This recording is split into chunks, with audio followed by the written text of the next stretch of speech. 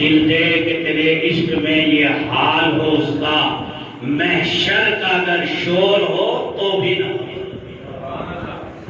بس اس وقت تقریر اور خطابت کا موقع نہیں، اور دوسری بات یہ ہے کہ 15-20 منٹ سے پہلے ہمارا انجن گرم بھی نہیں ہوتا، سمجھ رہے ہیں بھائی؟ اس لیے مختصر سی 2-3 منٹ کی بات صرف۔ سب سے پہلی بات تو یہ یاد رکھیے اس عنوان کے حوالے سے کہ کسی کی پہچان علم سے نہیں ہوتی، بلکہ ہمیشہ شخصیت کی پہچان ادب سے ہوتی ہے۔ اور آج یہ موضوع ہے اردو زبان میں ادب اطفال، تو یہ جملہ یاد رہے گا نا، شخصیات کی پہچان علم سے نہیں بلکہ کہاں سے ہوتی ہے؟ ادب سے ہوتی ہے۔ اور اس کی لوجک پیش کرتا ہوں۔ سیدنا آدم علیہ السلام کا احترام جب تک سورج نکلتا رہے گا باقی رہے گا، اور شیطان پر لعنت پڑتی رہے گی، اس لیے کہ شیطان کے پاس علم تھا لیکن ادب نہیں تھا۔ بس ایک جملہ تو یہ یاد ہے۔ دوسری بات یہ یاد رکھیے اس حوالے سے کہ یہ زبان شاہی زبان ہے۔ کیسی زبان ہے؟ شاہی زبان ہے۔ اس لیے کہ اس کو اردو ادب کی تاریخوں میں، تحریرات میں لشکری زبان کہا ہے، اور حقیقت میں یہ اردو چونکہ ترکی کا لفظ ہے، اور جب شاہی لشکر دلی میں پڑاؤ کر رہا تھا تو اس وقت میں اس زبان کا وجود ہوا، تو گویا کہ اس شاہی لشکر کی فوج کی جو زبان تھی، اس لیے اس زبان کو کیا کہا جاتا ہے؟ لشکری زبان کہا جاتا ہے۔ بہت ہی قابل احترام نوجوان فعال اور ایکٹیو شخصیت ندیم اختر صاحب نے بات بڑے ڈٹ کے کہی کہ میں کہتا ہوں اگرچہ تم لوگ اس کی مخالفت کرو کہ یہ مسلمانوں کی زبان نہیں ہے، سچی بات یہ ہے کہ محققین نے لکھا ہے کہ یہ قدیم آریاؤں کی زبان ہے۔ اور دوسری بات یہ ہے کہ ہندوستان میں ترکی، ہندی، سنسکرت، عربی، ان تمام زبانوں کا یہ مربع اور گویا کہ خمیرہ ہے۔ ان تمام زبانوں کو ملا کر کیا بنائی گئی؟ اردو زبان بنائی گئی۔ اس لیے ان کا اپنا نظریہ بہت درست ہے، اور سچی بات یہ ہے کہ ہمارے ساتھ تو اس کو تعصباً تھوپ دیا گیا، ورنہ مؤرخین نے اپنی تحقیقاتی تصنیف میں اس زبان کا نام، آپ فخر سے ہاتھ اٹھا دیں گے کہ اس زبان کا نام ہی محققین نے اپنی تحقیقات میں ہندوستان لکھا ہے، ہندی لکھا ہے، ہندی لکھا ہے، ہندوستان لکھا ہے۔ تو ہمارے لیے قابل فخر ہے کہ جو زبان آج جہاں ہماری الفبا کی شروعات مدارس میں ہوتی، اور ایک بات ہمیں بہت اہم فخر کے ساتھ یہ بات کہہ دوں کہ ہندوستان میں اردو زبان کو اتنی حفاظت کے ساتھ زندہ رکھنے میں سب سے بنیادی کردار اگر کسی نے ادا کیا ہے تو مدارس اور مکاتب اسلامیہ ہے۔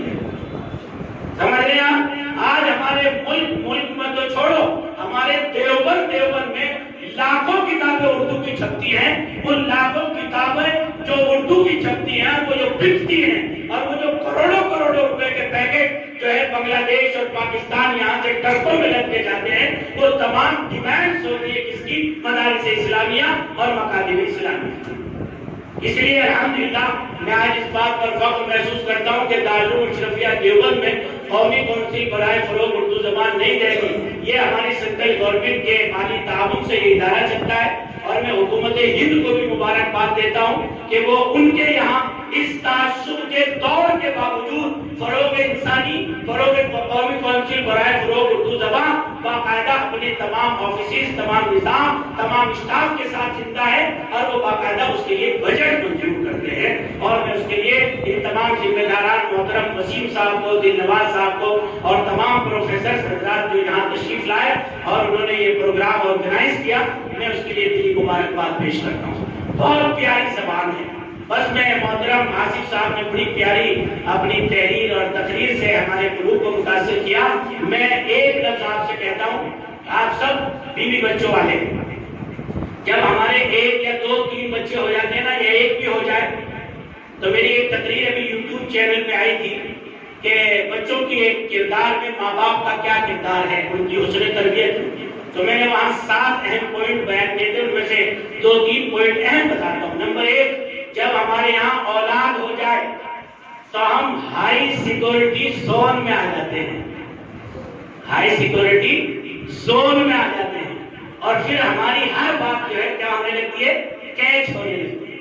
لوگ کہتے ہیں حضرت تعویذ دے دو بچے کی سلانی ہو رہی ہے، حضرت دعا کر دو بچے کی سلانی ہو رہی ہے. میں کہتا ہوں تو سدھر جا، تیرا کردار سدھر جائے، تیری زبان سدھر جائے، تیرا عمل سدھر جائے تو نسلیں سدھری ہوئی سماج کو مل جائیں گی. اور تیرا کردار گھر میں گندا ہوگا، تیری زبان گندی ہوگی، تیرا عمل غلط ہوگا، دین پر آئیدگی کے ساتھ، بے حیائی کے ساتھ ہوگا، تو بے حیا اولاد پیدا ہوگی، سماج کو اچھے سماج کے معمار ملت کبھی نصیب نہیں ہو سکے. اس لیے دھیان رکھیے کہ جب چھوٹے چھوٹے بچے پیدا ہو جائے تو زبان میں ادب پیدا ہو. یہ ادب کی چاشنی ان کے قلوب کو متاثر کرے گی. لکھنؤ میں 2 بچے چھوٹے چھوٹے لڑ رہے ہیں کرکٹ کے میدان میں، اور اس نے کہا اگر آپ نے ہماری بات نہ مانی تو ہم آپ کی ماں کی شان میں گستاخی کر دیں گے. تو دوسرا بچہ اس کا کیا جواب دے رہا ہے، ہمارے یہاں تو کہتے ہیں تو کر دو دے دی، سمجھ رہے ہیں، لیکن ماں کی گالی دیکھیے، ادب کی گالی. اگر آپ نے ہماری ماں کی شان میں گستاخی کر دی تو ہم آپ کے رخسار پر ایسا تماچا رسید کریں گے کہ آپ کا رخسار گلاب کی پتی کی طرح چمکنے لگے. آپ کا رخسار گلاب کی پتی کی طرح چمکنے لگے گا.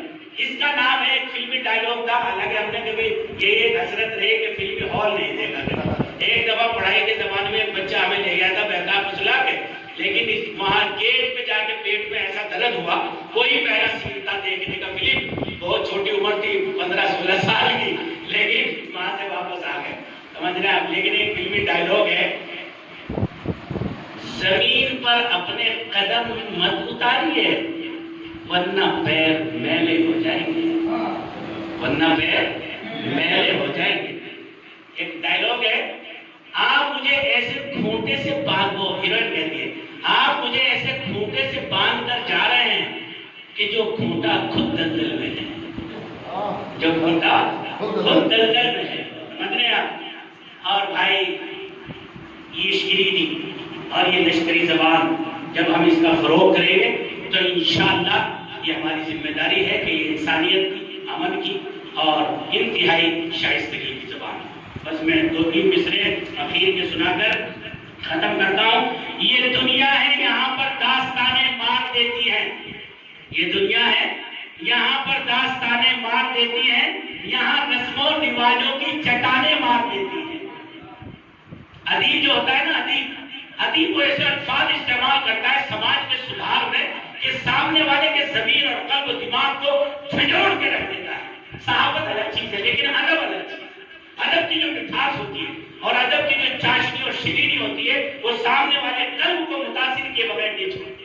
تو اس میں نے کہا ہے، یوں ہی پردیس میں بیٹھے ہوئے ایک دن خیال آیا، پرندوں کو بہت لمبی اڑانیں مار دیتی ہیں، کئی غیروں کے میٹھے بول سن کر جان پڑتی ہے، کئی اپنوں کی زہریلی زبانیں مار دیتی ہے، کئی اپنوں کی زہریلی زبانیں مار دیتی ہے.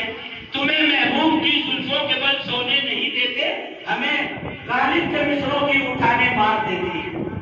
تیری آنکھوں کی مستی دیکھ کر وائس کی یاد آئی، وہ کہتا تھا شرابوں کی دکانیں مار دیتی ہیں. سماج کی اصلاح کے لیے ادیب جو ہے اپنے الفاظ کا استعمال کرتا ہے غزل کے لیے. یہاں پردیس میں بچے عجب سی کشمکش میں ہیں، یہاں جذبات کو 2 زبانیں مار دیتی ہیں.